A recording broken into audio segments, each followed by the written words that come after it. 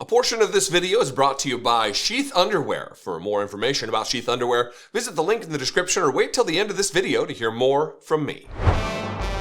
I hope that you are as disheartened as I am about the fact that we elected an absolutely weak-minded, insecure, consumed by his own failures as President of the United States. And also, I want to reinforce the fact that you should stop giving Donald Trump the benefit of the doubt. I know you're probably tired of hearing me say it, but it needs to be said more and more the closer we get to the ultimate destruction of this country. Donald Trump in his first term attempted to have a military parade in a style of a dictator that you see in North Korea or Russia or the Soviet Union before Russia became an independent sovereign nation and not what it was before. And he was told no for a number of different reasons. He wasn't told, no, you cannot do it, Mr. President. But they did say, look, it's going to tear up the roads. It's going to be unduly expensive. It's not really what we do here.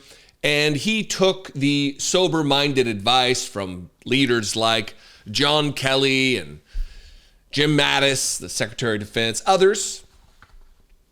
He is not so restrained this time.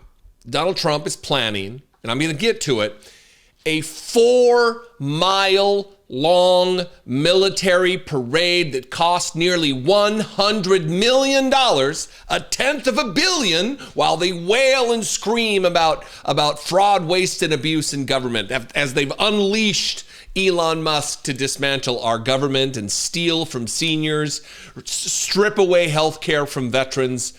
They want to spend $100 million nearly on a parade, wait for it, on Donald Trump's birthday.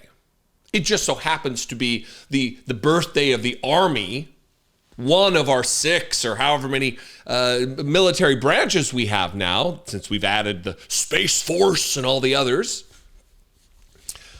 Donald Trump's birthday. And that's where don't give him the benefit of the doubt. This isn't a coincidence. This is a birthday celebration for the dear leader that takes the shape of a military parade to celebrate the birth of Donald Trump. This is from the New Republic, and then I'm going to get to the original sourcing to talk about the 4-mile-long insanity that this is. Again, New Republic, Trump plans $92 million military parade honoring himself.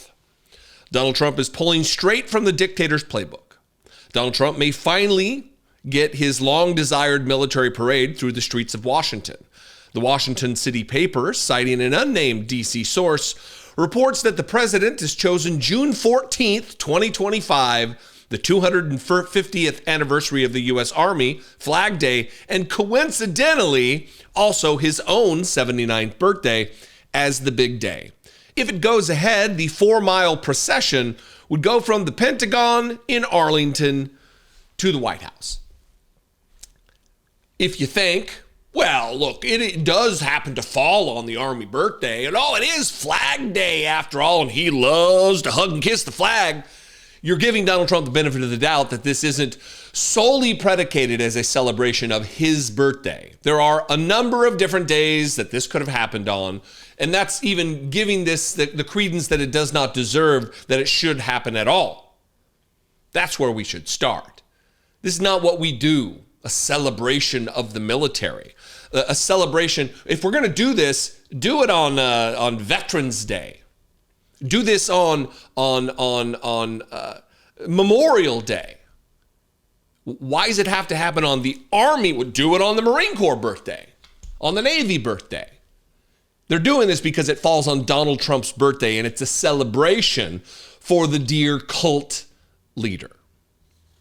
7 years ago, Trump made his desire for a grand military parade well known after he saw a French parade in 2017, telling people at the time, we're going to have to try and top it. But the idea got a lot of pushback from military leaders as well as the DC government, who estimated that it would cost the military $92 million and the district over $21 million in public safety costs. Trump angrily abandoned the idea, accusing DC politicians of wanting a number so ridiculously high that I canceled it. Never let someone hold you up. At the time, DC Mayor Muriel Bowser shot down the idea on Twitter, saying, finally got through to the reality star in the White House with the realities $21.6 million of parades, events, demonstrations in Trump America, said, this time, though, and this paragraph really should resonate with you. You might not be a DC resident like I am. You might not live here in the District of Columbia or be familiar with our local politics. But Muriel Bowser acted like a tough guy then, but she has since bent the knee to Donald Trump, removed Black Lives Matter from the road on 16th Street where Donald Trump gassed peaceful protesters during the uprising in the aftermath of the murder of George Floyd. She is a corporate, middle-of-the-road, milquetoast Democrat, if there ever has been one, and she has now bent the knee to Donald Trump, fully and completely, giving him everything he wants relative to the erasure of Black contributions in this country. She has joined him in attacking DEI as something that it's not, and it is gross. It is not leadership. It is disgusting. We need a new mayor in this city. This time, though, Trump has overhauled military leadership, firing 4-star General Charles Q. Brown Jr. as chairman of the Joint Chiefs of Staff, as well as leaders in the Navy and Air Force, including the top lawyers for those two branches and the Army.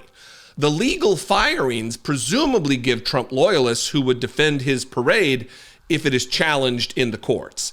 As far as DC leadership, Bowser and the rest of the DC government appear to be cowed by the administration out of fear that Trump will follow through on threats to take over the local government.